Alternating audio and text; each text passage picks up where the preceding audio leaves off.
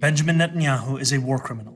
Benjamin Netanyahu একজন যুদ্ধাপরাধী, ফিলিস্তিনি জনগণের বিরুদ্ধে সংঘটিত ভয়াবহ গণহত্যার অন্যতম পরিকল্পনাকারী তিনি। ৭৩,০০০-এরও বেশি মানুষের মৃত্যুর জন্য তিনিই দায়ী। হাজার হাজার শিশু গুরুতরভাবে আহত হয়েছে। যারা বেঁচে আছে তাদের অনেকেরই অজ্ঞান করার ওষুধ ছাড়াই অঙ্গচ্ছেদ করতে হয়েছে। তিনি নবজাতক হাসপাতাল ও মাতৃসেবা কেন্দ্রগুলোকে লক্ষ্যবস্তুতে পরিণত করেছেন, যার ফলে অসংখ্য নবজাতক পৃথিবীর আলো দেখার সুযোগও পায়নি। খাদ্য ও মানবিক সহায়তা পৌঁছাতে বাধা দিয়ে তিনি অগণিত মানুষকে অনাহারে রেখেছেন। শত শত ত্রাণকর্মী ও সাংবাদিককে গুলি করে হত্যার ঘটনাও ঘটেছে। আর মাত্র গত মাসেই জাতিসংঘ নিশ্চিত করেছে তথাকথিত যুদ্ধবিরতির ৮ মাস পরও ফিলিস্তিনি শিশুদের ইচ্ছাকৃতভাবে লক্ষ্য করে হত্যা করেছে ইসরায়েলি বাহিনী। অভিযোগের তালিকা আরও দীর্ঘ, আর এসব হত্যাযজ্ঞে ব্যবহৃত বোমার অর্থ যোগাচ্ছি আমরা আমেরিকানরাই। আন্তর্জাতিক অপরাধ আদালত কেন তার বিরুদ্ধে গ্রেপ্তারি পরোয়ানা জারি করেছে তার যথেষ্ট কারণ রয়েছে। মানুষ হিসেবে আমরা প্রজন্মের পর প্রজন্ম ধরে এমন একটি নৈতিক ও আইনি ধারণা গড়ে তুলেছি যে কিছু অপরাধ এতটাই ভয়াবহ যা সমগ্র মানবজাতির বিরুদ্ধে অপরাধ হিসেবে বিবেচিত হয়। যার চোখ, হৃদয় এবং বিবেক আছে তিনি নেতানিয়াহুর রেখে যাওয়া ধ্বংসযজ্ঞ দেখবেন এবং বুঝবেন তার স্থান আদালতের কাঠগড়ায়।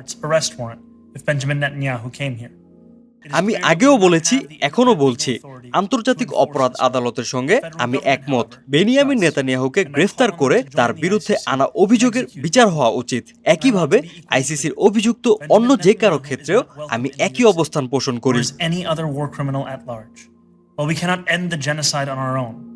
আমার প্রশাসন প্রযোজ্য আইনের আওতায় সম্ভাব্য সব পথ পর্যালোচনা করেছে, যাতে বোঝা যায় নেতানিয়াহু নিউ ইয়র্কে এলে আন্তর্জাতিক অপরাধ আদালতের গ্রেফতারি পরোয়ানা কার্যকর করা শহর কর্তৃপক্ষের পক্ষে সম্ভব কিনা। পর্যালোচনায় স্পষ্ট হয়েছে এই পরোয়ানা কার্যকর করার স্বাধীন আইনি ক্ষমতা নিউ ইয়র্ক সিটির নেই, তবে সেই ক্ষমতা যুক্তরাষ্ট্রের ফেডারেল সরকারের রয়েছে। আমি তাদের প্রতি আহ্বান জানাই তারা যেন আন্তর্জাতিক অপরাধ আদালতে যোগ দিয়ে এই পরোয়ানা কার্যকর করে।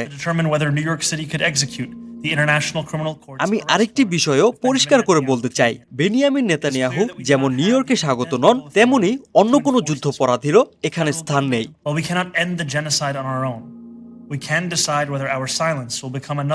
আমরা হয়তো একা এই গণহত্যা থামাতে পারবো না, কিন্তু আমরা ঠিক করতে পারি আমাদের নীরবতা আরেকটি অস্ত্রে পরিণত হবে কিনা।